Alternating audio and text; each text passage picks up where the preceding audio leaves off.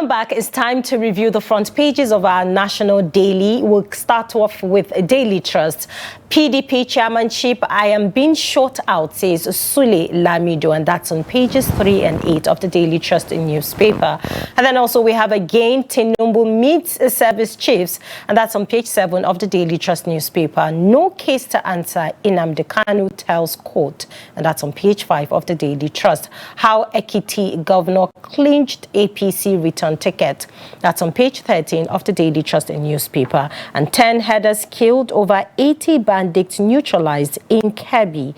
That's on page 5 of the Daily Trust newspaper. Protest in Cameroon as Biya secures 8th term.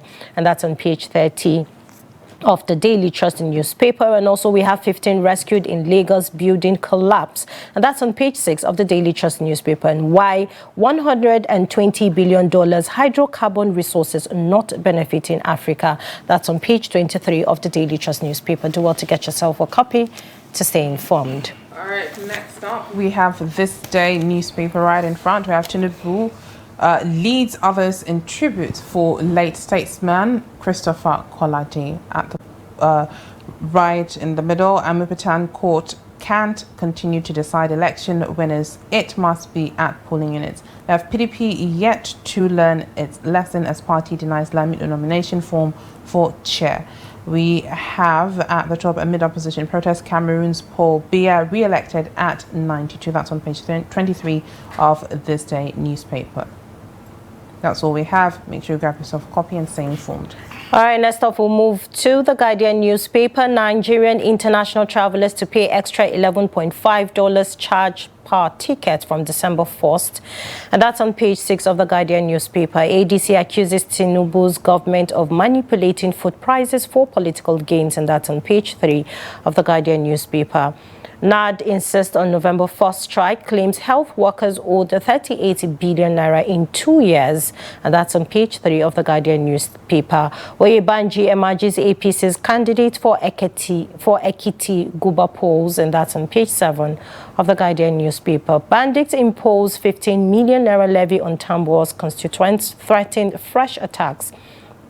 That's on page 30 of the Guardian newspaper. New Afrexim Bank boss task African leaders on open borders trade. And that's on page 15 of the Guardian newspaper. PDP in fresh crisis over chairmanship consensus deal ahead of convention. That's on page 6 of the Guardian newspaper. And Kanu refuses to enter defense, claims no case against him. And that's on page 29 of the Guardian newspaper. And lastly, Commissioner not wearing Tinubu's signature cap will be suspended, says Edo APC chair. And that's on page 7 of the Guardian newspaper. Do well to get yourself a copy to stay informed. All right, next up we have a Daily Independent newspaper. Right in front, drug traffickers infiltrate Nigeria's courier service. That is right on page 24 of the Daily Independent. We're at the top left have how I intend to curb electoral litigations by INEC chairman. The federal government weaponizing hunger for political gains, says ADC. That is right in front. We have Nnamdi Kanu refuses to enter defense, says no charge against him. That's on page 7. Lamido vows to sue PDP if denied chairmanship form. That's on page 7 as well. We have why 20 of us will exit PDP from November by Rep Ugo Chinyere. That's on page 7 as well. Tinubu confers with new service chiefs on rising insecurity. That's on page 6 if you want more. Doctors list 19 demands to avert indefinite strike. That's on page 6. At the bottom, we have over-reliance on rain-fed agriculture deepens Nigeria's food insecurity. And we have Sure Nnamdi Kanu's brother, Eji Marco, released from prison. That's on page 6 of Daily Independent. Make sure you grab yourself a copy and stay informed. Joining us to review some of the headlines on the pages of today's newspaper is Programs Director, Dr. Theophilus Abba. Thank you for joining us this morning. You're welcome. Thank you, and good morning. Good morning. Thank you. All right, we start off with a Daily Trust PDP chairmanship. I am being shut out, says Sule Lamido. So we're thinking that, you know, the PDP crisis, the internal crisis that they have has to do with Wike and what have you. But now we can see that, you know, they are not putting their house in order, and we really wonder what is happening in the PDP, given that the 2027 elections is just by the corner. So what is your take on this? Well, I think Sule Lamido, I mean, former governor of Jigawa State, is somebody you cannot ignore. And any attempt to ignore him will cause uproar. And I think that is what is happening. I think the northern governors, those ones who are still in the PDP, they came together and say, okay, there was going to be a consensus, chairmanship candidate, Tanimu, and they put him forward, and now made him to buy the form, and he was supposed to be screened. And what Sule Lamido is saying is that you cannot say you are northern elders or northern leaders or northern PDP whatsoever because you are governor. That there are other stakeholders in the north as far as the PDP is concerned. And if you did not carry them along, then you are not doing the right thing. So I think he deliberately went to the PDP office to actually tell them that, look, you cannot take decisions on my behalf. Just like the former, what do you call him? Former SDP presidential candidate will tell you that I cannot bab somebody say his absence. Abiola. So you can't say you are in northern, you are taking decision on behalf of the north, and I, the former governor, a former minister, a candidate for the secretaryship of the party, was not consulted. He was just trying to say, he wasn't consulted. So he said he wanted to buy the nomination from, but I think he went to the wrong place. And maybe it was deliberate to say, look, you cannot be taking a decision on behalf of the north, and somebody like Sule Lamido, was not given was not even consulted. I think the governors thought that if they picked a candidate that they can support, by the time they get to the convention, they'll be able to say, okay, all of us who are PDP will support this candidate. Because right now the party is divided. The Wike group is supporting Samuel Otom, who is the former governor of Benue State. Wike and Samuel Otom and a few others, they were the ones who rebelled against the PDP decision in 2023 to field Atiku. So now Wike is supporting Samuel Otom for the chairmanship. So we are seeing this way whereby there is this division, whereby the northern governors will say, okay, we want to ensure that somebody of our own, somebody who has, the courage to say no to Wike becomes chairman. And we're also seeing a manipulation by the Wike group to say, look, we'll put our own man there. You understand? So that battle, is still there. And I don't know how the PDP can put his house in order. Because right now, even the governor of Plateau State, who is a PDP governor, is thinking of joining the APC. Mm-hmm. So we are seeing more and more persons leaving the PDP, for APC, which to me is not good for our democracy. But then, if one person, two persons, three persons, four persons are taking a common decision, then you from the outside, you are not in the party, you have to defer to them to some point. We say, okay, what exactly is happening in that PDP that is making everybody to leave, for the APC? I least expected the Enugu State governor to join the APC. But then he left and joined the APC. Even the governor of Bayelsa State, he said he has left PDP. He has not been told that he has joined the APC, but he said he left PDP. So there's something that's fundamentally wrong with the PDP. And so I'm thinking that people like Wabara, and the party chairman, or the board of trustees of the PDP, they must come together and really tackle this thing in reality. Because the party is already in tatters. Now, what the northern governors are saying that they want to find a way of salvaging the party and ensure that those who will run the party are not those who defer to Wike. But Wike is not letting go. He said, look, I also have a stakeholder. Wike is in the APC.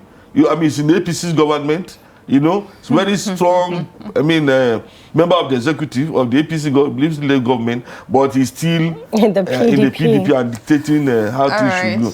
So I think the PDP must, take that step that will enable them to become independent of some of these interventions and now ensure that the party comes alive again. All right, let's look at politics still on the foreign scene, and it seems like the same issues that is bedeviling Nigeria in the political scene is the same thing going on in African countries. The protests in Cameroon as Biya secures 8th term. A lot of Cameroonians are out protesting because it seems too much for someone to run for the 8th consecutive time and become president? And he's 92 at this point. How is he supposed to run the country? What is your take on that? Well, I think what's happening in Kenya is quite ridiculous. You know, because Biya spends... In Cameroon, President. Cameroon, sorry. Biya spends more of his time in France because he's constantly, I mean, seeking medical help. You know, and at a point we even learned that he's not stable. In terms of mentally, he's not really very stable. But you can't say that in Cameroon. Because I mean, say that because I'm in Nigeria. You don't talk about Biya's health in Cameroon. You know, anything you say about his health, you actually, I mean, it becomes a security risk. So you don't talk about Biya in Cameroon. So you must, anything Biya says or whatever is in favor of Biya is what you say. But it's quite funny because at 92, he's been in power for over 4 decades. And I thought that it would be nice for him, you know, to just say, look, let me rest. Let somebody, even if he was going to appoint his son, as it was done in Togo. You know, the man ruled for a long time, and when he left, his son took over. His son even if he was going to appoint his son, even if he was going to appoint his grandson, you know, and impose him on the people, you know, we do it in Nigeria, is that not? Somebody will bring his nephew, cousin, and impose him. So even if he was going to do that, it would be even better to listen to. But I think what's happening in Cameroon is this, that there are some persons, you know, some persons who benefit from Biya being sitting there as president, being unable to take any decision. So they now take decisions. They now benefit from the fact that Biya is president.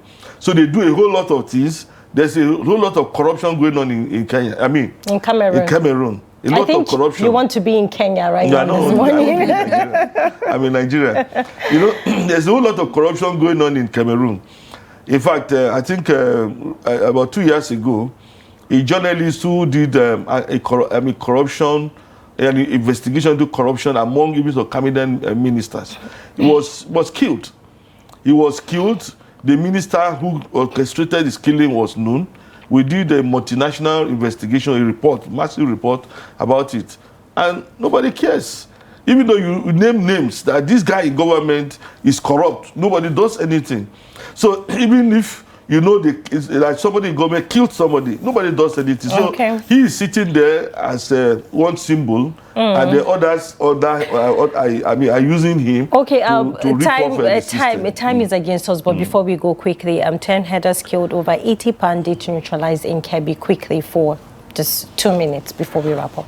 Well, the killing of the herders in Kebbi, you know, because the security operatives are supposed to be looking for the Lakurawa fighters, or whatever you call them, bandits. And then from the story is saying that somebody told, the Lakurawa attacked some communities. As well, told them that he saw some of the Fulani herders among the Lakurawa. And then the people went there and they started and killed the 10 herders. Now the issue is that you see, there has to be a way of deterring these terrorists. You know, I have argued again and again that, you know, the security operatives said they had dislodged the Lakurawa, they had killed their commanders and all this and all that. But then after doing that, they leave the place and they leave the people, you know, with the bandits. So the people are now the ones who have to defend themselves. The people are now the ones who have to take decisions on security issues, which is totally wrong. So if the security operatives were able to deter the Lakurawa, you know, this kind of taking the law into their hands, this kind of people in communities, now so let's fight for ourselves. And that's what is happening in Nigeria today. Communities are now making arrangements on how to defend themselves when they are not even trained, you know, to fight bandits, to fight terrorists. It's okay, we use our Dane guns, we use our cutlasses and other means of self-defense or offensive measures. Right. You know, people are doing it, and people now make mistakes. Let me put it that way. You just suspect that somebody was involved in a crime. Instead of speaking to the police, you now take the law into your hand and say, "Let's go and kill everybody in that right. bush."